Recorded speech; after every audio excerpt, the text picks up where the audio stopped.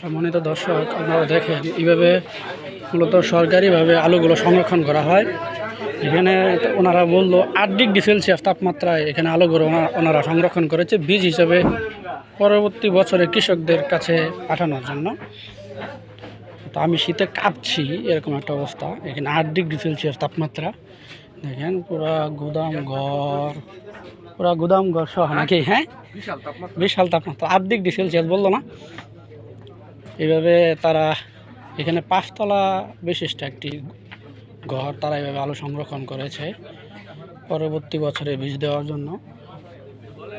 এই যে আলুটা দেখতে পাচ্ছেন, আমার এক কৃষক ভাই সে আলুটা দেখাচ্ছে। আলুটা কিন্তু ঠান্ডা, অনেক ঠান্ডা, ঠান্ডা মানে বরফ, একদম বরফ।